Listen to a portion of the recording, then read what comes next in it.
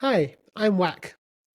Hey, and I'm Pat. Thanks for joining us for another episode of the Weekly Orbit ending Friday, August 23rd. This is our 66th episode, Whack, of the Weekly Orbit. How's your week been? Not bad, thanks. I've been really busy because it's like the end of the summer vacation, and I've actually missed a couple of episodes of Rocket Fuel this week, and I've just been like all over the place. So I've just been really busy in within real life stuff, and but it's going to be better from next week, so it should be all good. Good, good. Let's jump right into it. Let's take a look at markets. Ethereum right now, we're in this range, it seems. We've kind of consolidated down around $2,600. Yeah, We're right now at 2,613 on the week. Let's move it to the 1 week. Looks like we're flat. pretty flat, down like maybe 1.5% on the week. Let's take a look at Rocket Pool. It is very similar. We're Up. at $11.94. We're up though on the week 4.2%. So we had a little bit of a recovery, Whack, Yeah. which is good. I mean, this is this is definitely I think we hit a low. Maybe the ETH ratio was 0.038 or 9. 394, 39. 395, something like that. Right. And right now we're at 0.0045. So recovered a little bit, which Yep. is good to see. But, there's no way to make it. It's been bad, but Well, it's good to see we bounced off the it's low. slightly less bad Slightly less compared bad, to yeah. last week. Last week it was really bad. So, well, last week, well, over the weekend it got worse. It went down to, like you said, 0.0039 pretty much, Hmm. and down to like $10. But since then we've come up nearly 20%. The ratios come up about 12% or 15%, something like that. So hopefully this is the start of a slow grind upwards. There is, potentially catalyst for that coming to Rocket Pool now. So Hmm. hopefully that'll be the case. Yep. So Yeah. we'll take a look at the ETH ETF inflows. Um, Last week when we talked, we there was a little bit of celebration that on August 12th, there was no outflows from the Hmm. Grayscale Trust. But since then, it's been, kicking around between maybe 20 and 30 million per Yeah. day of ETH being withdrawn, which has put us generally in the negative in terms of flows. Hmm. Last yesterday was August 20th. We had about 6.5 million net outflow. If we look, just as a comparison, I was curious, if we look at the BTC and look at the Grayscale, if we look at this chart, which is on this column here, as you see, I mean, this is what it's been live for what, 7 months now, Hmm. and there's still a steady stream of outflows. So I guess we can, if we look at the history of the Bitcoin ETF, we can expect outflows for a long time here Yeah. from the Grayscale. The thing with the Bitcoin Trust, however, is that they have steady inflows coming into The other IBIT ones. especially. IBIT is just every day like getting millions of dollars of BTC like deposits, buys, purchases from their deposits, and that is a lot stronger. It looks a lot healthier than where we are with ETH right now. I think a whole lot of it is just market sentiment as well. Like sadly, ETH has gotten a lot of FUD recently, and people are like, there's a lot of narratives that are kind of anti-ETH that are spreading.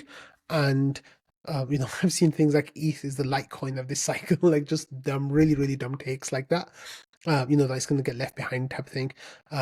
I obviously don't believe that. I think that, ETH is going to perform very strongly this bull market. But I think what's happening is that people are just putting their money into BTC right now. Hopefully, kind of like we were talking about last week, when the market shifts, we get onto an alt market, and hopefully that'll coincide with rate decrease like we should be getting in a few weeks' time. Hopefully Mhm. the sentiment will shift. We'll see a lot more of the BTC money going into ETH. We'll see the ratio pumping. We'll see flows. That might just be cope on my part. We might never see that. It might actually be the Litecoin of the cycle. I hope not. But the fact is, I think that the market conditions right now are kind of anti-ETH, and I'm hoping that they swing back towards ETH pretty soon. But right now, we don't have that. Narratives follow flow, not the opposite. So Yeah. when we talk about, oh, there's FUD, and that's why price is down. It's actually the opposite, because if price were going up, people would be saying completely opposite things. So the narrative seems to follow price. So price goes right. So Yeah. as these flows, Yeah. hopefully we'll see flows, increase over time. And then the price will go up, and then people start talking about other things, right? So Absolutely, yeah. So that's what we just need to wait for. Like, hopefully that time will come soon. well, we had some really good news with Rocket Pool. The RPIP 49 Tokenomics Rework vote has closed, and it passed with overwhelming support. We had 23,000 votes in favor. That's 99.41%. 90 votes against, which is 0.38. So this was an overwhelming support of the tokenomics rework that has been in process since I would say last November. In earnest, it started. This marks a major milestone for Rocket Pool, and I guess you would call it version 2.0. So what Absolutely. are your thoughts now that we've this is a major milestone? I mean, it was almost a formality that it passed because we're kind of all expecting it, but still it had to be done, and it is now done. Yeah, so like I'll be honest, like there were times in the last few months where I was kind of scared that I thought this vote was going to be really contentious. I thought this vote might put divides in the community. That proven, of course, to be irrational fear, but I think I was just traumatized from the PE and ETH debate a while ago. Mhm. But thankfully, of course, that didn't materialize. The really great thing here now is that this is the official roadmap for Rocket Pool. So the community has decided, the team has given their blessing. Like, I saw team members voting on this, voting in favor of this. Work has already begun on some of the things that are going into Saturn. And this is the official Rocket Pool roadmap now for the next like year, 2 years, potentially, well, not 2 years, but maybe like next year and a half or so, with Saturn 1 and then into Saturn 2. This is it. There's still a lot more work to do. Like, there's still questions that we need to answer, such as what we're going to do with the surplus share and whether we're even going to have a surplus share. It might just go to voters.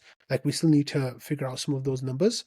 But Mhm. the reality of the situation is that this is how Rocket Pool is going to go next year, basically. So, what's really great about this is how the fact that the community has such strong, overwhelming support for this has meant that other discussions can now start that will lead up to the Saturn upgrade. In potentially 9 months' time, 8 9 months, between 6 and 9 months, potentially 9 months' time. So that is where like the root of some of the conversations has come in from, and I think that we're going to start seeing changes much sooner than 9 months from this RP49 stuff. Yeah, one of the changes we've been talking about is could we have ETH validators that have no RPL? We've had for a while is trying to get some folks who are on these legacy LEB16s to convert over to LEB8s, and they've been kind of slow. We saw another batch of Marco Barco and converting his from 16 to 8 this week. But one of the concerns when we're trying to figure out in terms of commission, if we did ETH validators without RPL, what commission of would they get? And that's part of one of the variables in here is how do we entice these folks? Gas is like almost zero now, so there's not that. So what do we need to do to try to get as close to 100% of legacy 16s back to the LEB8s? Yeah. And here's what the commission chart kind of looks like, and this is what has been being debated. This is from, I forgot who wrote this up. Oh, is this Samus who did this? No, I I don't can't think it was remember. Samus who did this. I forgot I who it was. I forgot. think it I was apologize. If you Lento watch. something. I forgot their name. Sorry. Yeah. So just to kind of simplify this, Yeah. here's our 10%. If you're watching, if you're listening, I'll try to explain it. So we have the cliff, as we call it, 10% collateral ratio, which means you got to start a validator, you got to have 10% RPL collateral. If you have 10% or more, you get RPL rewards. If you have less than 10%, then you cannot start a validator and And if you had started a validator and you fall below 10, you won't get any RPL. Also, that covers the RPL part of it, and then you have the ETH commission part of it. Right now, the commission's 14% on a validator, right? So if you have our ETH gets 86% of the ETH rewards. The node operator gets 14%. But then there's the debate is, well, if you're doing ETH only, you're not going to get all 14. You get 5%, should you get 7%, should you get 10%, and that's kind of where the debate is. Do you have any thoughts, just broad thoughts on this? Because this is an ongoing debate here in Discord. Yeah, that's right. So this is part of like one of the things that I was just mentioning is, you know, having this vote, the RP49 vote pass so strongly means that we now have a road path for the community, and that road path includes having ETH-only validators. Now, with that said, there's this idea that came up in the community a few weeks ago that, hey, look, since ETH-only validators are officially part of the roadmap or will be part of the roadmap very soon, why don't we see if there's a way that we can bring those forward to help Rocket Pool get that TVL that we really need. So when we do get ETH-only validators through Saturn, then we can have like a revenue burning or some kind of surplus share. The TVL will be a lot higher, hopefully, so we can actually do stuff more quickly. Now, the other thing is as well, there's this looming specter of Lido and CSM going live by the end of October, November time, basically. And, what can we do to try to maintain as much TVL as possible without people leaving and going to Lido? Or how can we get people to come to Rocket Pool instead of going to Lido to begin with? Now, the ETH-only validators is one way of doing that, and there are a couple of aspects of it that still need refinement, like you were saying, and this is one of them, right? Like if you come with the ETH-only validator, what should the commission you get be? Should it be 5%, 7%, 10%? Like how is that going to look, and what differences does that make going forward to going to Saturn? The second thing is, of course, like, if you have some RPL but not 10%, what RPL rewards should you get? Should you get any rewards? Should you get no rewards? Should there be some kind of cliff or reward? Like, how should it look? So those are some of the things that are active discussions right now in the community. However, one of the things that's really cool is it looks like there's more and more consensus that this is something that we should do from competing interests. So a few weeks ago, Langas from the team started to warm up to the idea. And then a few weeks ago before that, we actually had Nick from NodeSet saying that, if you go ETH-only route, like that could kill NodeSet and that would be really bad. But since then, the ideas had a lot of refinement, and so much so that Nick this weekend came into the thread and said, this looks okay to us. Like, so that's good. And, we talked about how NodeSet were going to audit last week. So it looked like they were warming up to the idea, like the changes. So the fact is that NodeSet now won't be as RPL constrained, which I didn't think they were going to be RPL constrained to begin with, but they'll be less RPL constrained now than they might have been before, because they'll still be getting maybe some RPL rewards even if they go below 10%, which is good for them, because of course they don't want their customers to be getting zero rewards, right? And the other thing is they'll be earning like ETH rewards even if they get good ETH rewards, basically. So I think the numbers are going to make sense for them. Like I said, there's still some questions that we need to figure out. The main thing I think is that, we need that TVL. We need people to stay in Rocket Pool instead of going to Lido. And we need to get momentum coming to Rocket Pool again. Now, the one person who I haven't really seen that much feedback from is Ramana, with his Rocket Lend protocol, which was one of the prongs of the trident we were talking about last week. But overall, I think that Rocket Pool's going in a really good direction here, and the more that I've been thinking about it, the more that I've been warming up to the idea, and it seems like other people are in the same situation where they're warming up to the idea as well. So this is actually really cool. This is going to be really exciting, and I'm really here for it. So just to read kind of give us a little snapshot of the debate, what's going on. Halulu says, regarding RPL rewards, the data seems to suggest that top-up buy pressure is significant enough that the RPL price may suffer short-term if we remove the cliff. However, I think the benefit of offering a better product and potentially losing fewer node operators is worth that trade-off. CSM launch is the big question mark. I'd be really nervous if TVL, if we go I'm sorry, I'd be really nervous about TVL if we go into it with the RPL cliff still in place. Now, the counter to that is from Epineph. It says, I think it's making the claim that the greatest reason people leave is losing RPL rewards, rather than the greatest reason people leave is losing ETH through RPL ratio. If it's the latter, short-term declining RPL will worsen exits. And then, so that's kind of the debate there in terms of RPL. So there's like kind of two prongs here, Whack, right? We're talking about RPL rewards and we're talking about ETH commission, and there's a lot of math and projection kind of going on with that. Give you a little more feedback here. Samus says, he played around with some of the numbers as well, and he came up with this neat little graph. Do you want to talk listeners through this, what we're looking at? Yeah, so the idea here is, right, that we want node operators. We want the current node operators, we have to stay. We want new node operators to join Rocket Pool. But the main thing is that when Saturn comes around, we want node operators who are on the legacy systems to move over to mega pools and under the Saturn system, because that's going to be way more efficient than the legacy systems are. Now, the problem is if we set the rewards, that are too attractive to get node operators online now, we won't be able to.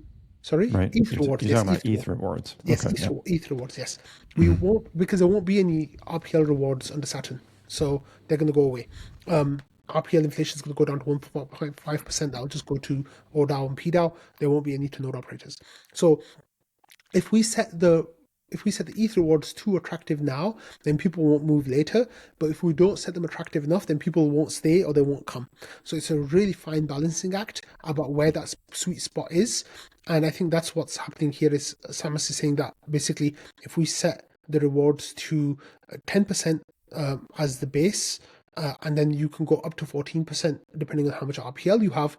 He thinks that that's the sweet spot. It seemed to be that the 7% was the initial proposal, but that doesn't.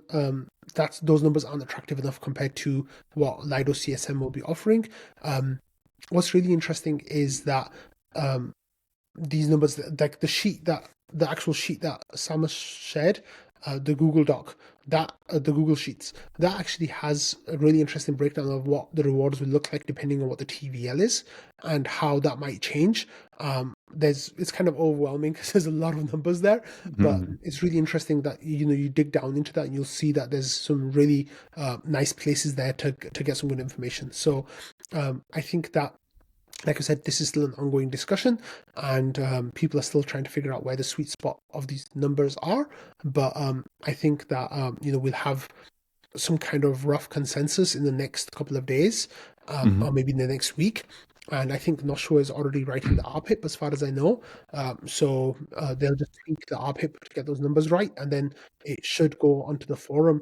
Maybe we'll be talking about it in next week's episode, but by the latest, we'll be talking about it the week after that. So if things go really, really well, 2 weeks on the forum as a discussion, and then the sentiment vote, and then we'll have 2 weeks of a snapshot vote. So that will be basically around 5 to 6 weeks from now, and then it'll just be whether or not the team are ready with the changes that need to happen to get that done. So there is a reality where we could have ETH-only validators on Rocket Pool in like 6 to 8 weeks time, which is really, really exciting. And the CSM from Lido is expected to come out around that same time, right? October? Yeah, so they're looking at end of October, November time, if things go well for them. They're on testnet now, so they just started the testnet. It looks like it's going fine so far. So we're still keeping a very close eye on that. But that's kind of like the date that they've been talking about for a while. In fact, pretty much a year they've been talking about Q4 of 24. So it looks like they're still on target for that, which it's funny, right? Because our competitors are always hitting their target release dates, but we just have to keep adding months. So that's okay. That's just the way things are. But, so just to kind of break it down to fundamentals, if you solo stake, you get ETH, you get the whatever the ETH rewards APR is. If you go with Rocket Pool or Lido, you're going to get a little more. So with the CSM, they're trying to lure solo stakers possibly to come, hey, stake with us. You'll get some amount more rewards per year if you stake based on commission. And Yeah. Rocket Pool, we do the same thing. Well, we're very much more profitable running a Rocket Pool node with ETH rewards than you are if you're doing solo. So do we know what the CSM plans to award in terms of At the commission or moment, we don't percentage? know. Okay, so the thing with CSM is that the CSM is going to be very small module for Lido's full stack for the beginning. It's just going to be 1%. Yeah. So what Lido can do with that is they can go a lot more aggressive in giving their rewards and not worry about people stealing MEV or being bad actors because it's so small. Even if Lido lost that 1% of reward completely, like for example, if there was a bug with CSM and they lost that 1% of stake, it wouldn't impact their rewards that much, right? Like it wouldn't impact what they're earning and what they're doing. It's a Right. small hit. Whereas with Rocket Pool, we can't do that, right? Like we don't have that buffer. And we want everyone to be using Saturn. Like we don't have that give. So for them, they can go in there, offering much more than we can, which is why I think Samus is kind of suggesting here to go at 10% as the base ETH only commission. With LEB8s, that's 1.3 times solo staking. So you have to make it enticing for solo stakers, but we can't compete with Lido because the max we can do is 1.42, like 40% above solo staking.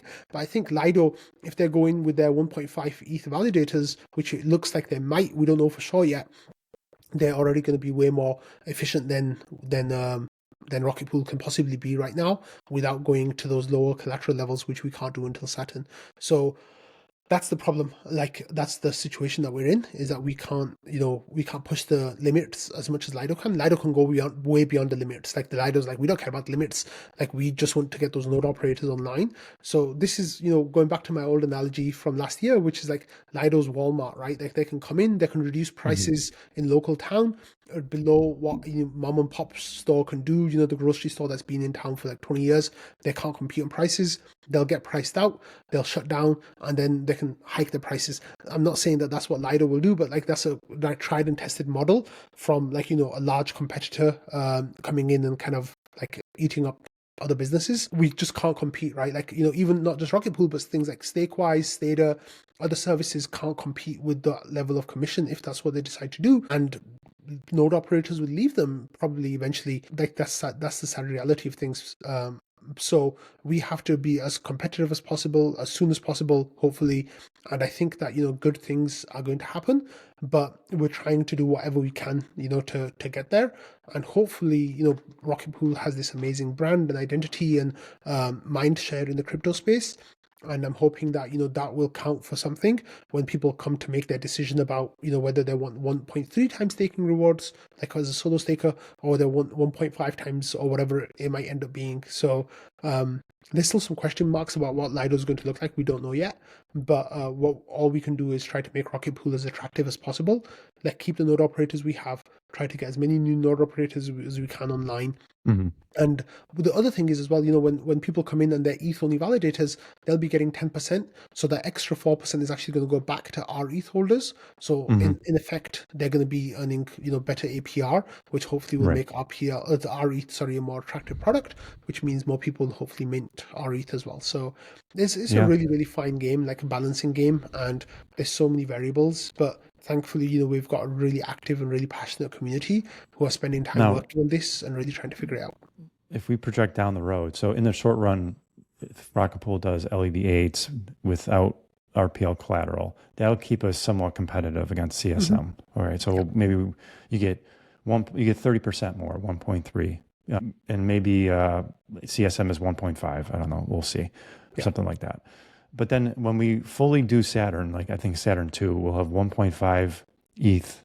We can go down to 1.5. I think then the reward is like 1.8. 1.7, 1.8. And we can something change like that as that? well. So we can give Yeah. the node operator a bigger share of the initial amount, and reduce the amount to the voter share or the surplus share if we need to compete on node operator, attracting node operators. And that's where the beauty of the universal adjustable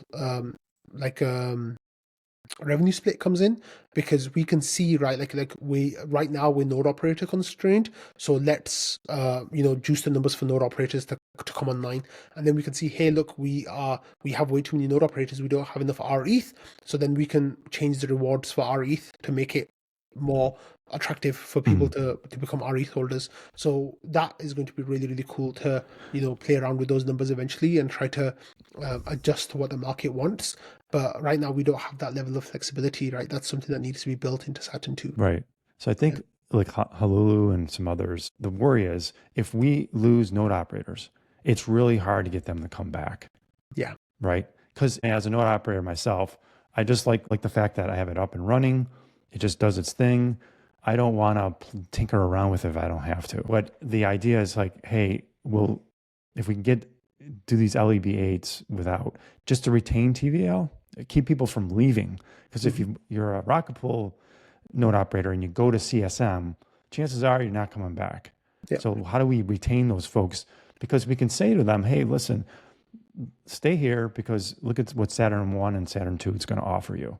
Down the road, you're going to be as profitable or more profitable than CSM. So stay with the rocket pool team. I think that's like the overlying arch here, that we got to do something in the short run just to maintain TVL and maybe grow it a little bit. Yeah. So we stop the bleeding. We don't want more people leaving because it's Hopefully really hard to the get idea back. is we'll be growing with this, right? Like, Right. the Trident, like we're hoping that people can figure out which one works best for them. And, we've got 3 solutions coming online in the next 6 months, in the next 3 to 6 months, even Right. sooner, the next 2 to 6 months. And hopefully people will be able to say, hey, this is how I want to grow with Rocket Pool, or this is how I want to grow with Rocket Pool. There's a chance that we could become RETH constrained with these tools, and That would going be into great. Saturn will be RETH constrained. Oh yeah, and then we'll have to Yeah, start different figuring out the problem. numbers the other way. Exactly. And I think But that I think a lot of yeah, the node operators have extra ETH on the sidelines right now that they're yeah, not that they putting to can't stake. reuse. Yeah. I So know I do, but I don't have the RPL to match it up with. yeah, so Right. anecdotally, there'll be like we've seen come across a lot of people who are saying we have the ETH, but we don't have the RPL.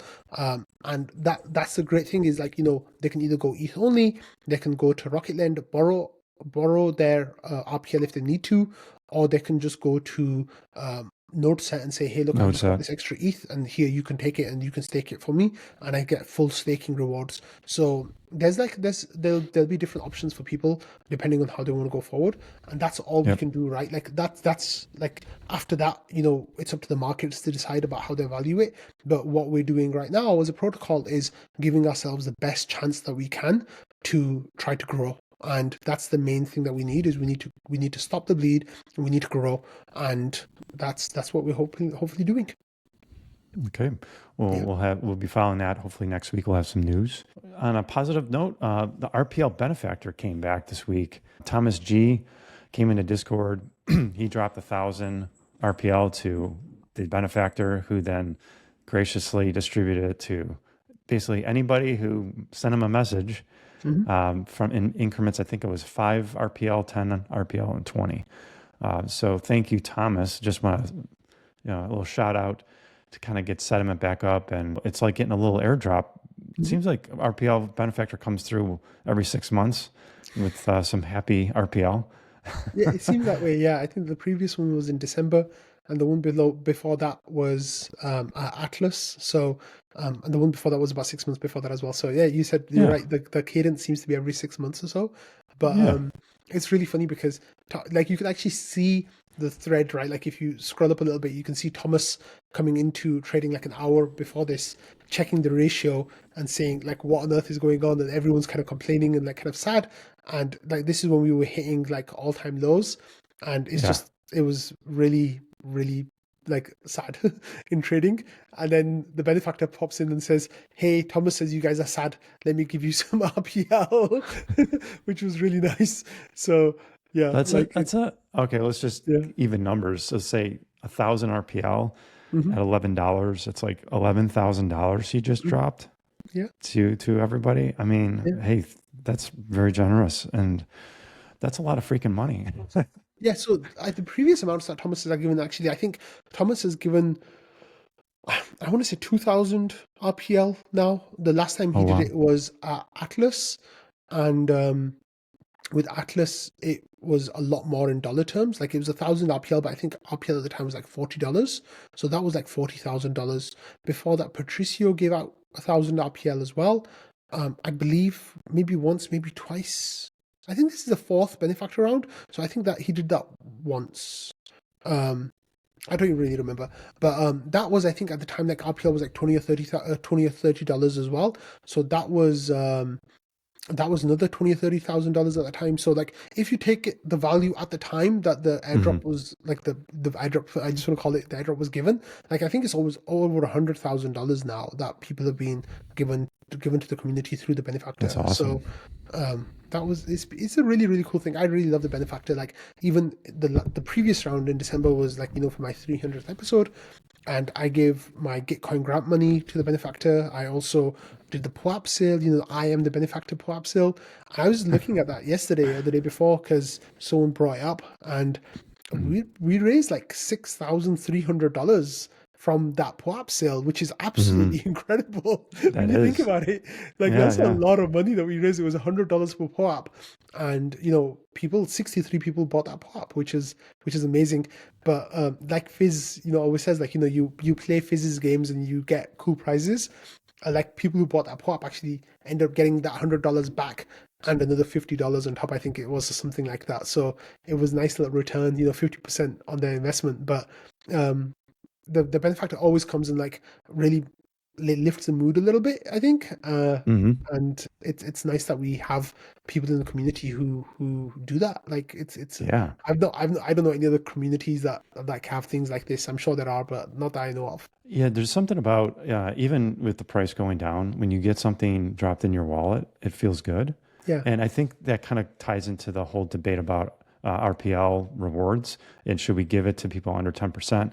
And even if part of the thing is you feel like I'm not getting anything, I'm not getting anything month after month. But if you are getting rewards, perhaps the sentiment, it's a psychological thing that can't maybe it's hard to measure, but when I got five or no, I got 10 RPL from the benefactor, and I was like, oh, wow, that's cool. That's like $100 I just got, and it perks your spirits. Perhaps it's a good experiment, and when we're talking about RPL rewards under 10% and how that affects people's their sentiment about Rocket Pool in general. So Yeah. that's something to think about. But do you have a win for this week? Yeah, my win was the benefactor, so that was, I think, just a really nice moment. Like whenever benefactors in town, it always makes people happy, and when people are happy, then I'm happy. So that was really cool. That's great. Yeah, my win for the week was the Tokenomics Rework vote passing. You do a daily show, I do a weekly show, and it's like talking about it over and over and over and over again. And I know I'm not complaining because it takes a lot of work to get consensus, to hash out all these ideas, to do all the math, and it's a major milestone, and it makes me really happy. And I think it's a big win for Rocket Pool. Yeah, It now sets the roadmap for the next, like you said, 18 months for us to get working on Saturn Zero, Saturn One, Saturn Two. So that's a real win for the community. I'm happy for it. So that's my win. awesome. Thanks, Pat. Okay. Yeah, Well, thanks for watching, guys. Appreciate it. Like and subscribe. Whack and I will be back next week for another edition. Until then, watch the Whack show. Whack, it was your 2-year anniversary last week for creating Rocket Fuel. yeah, So congratulations. He's filling in a little bit for Anthony Sassano, who's out on vacation. So he talks a little bit about Ethereum news as well as Rocket Pool. So tune in to both the Weekly Orbit and Rocket Fuel. Until then, we'll see you next week. thanks, Pat. Okay. See you guys. Bye bye. Bye, everyone.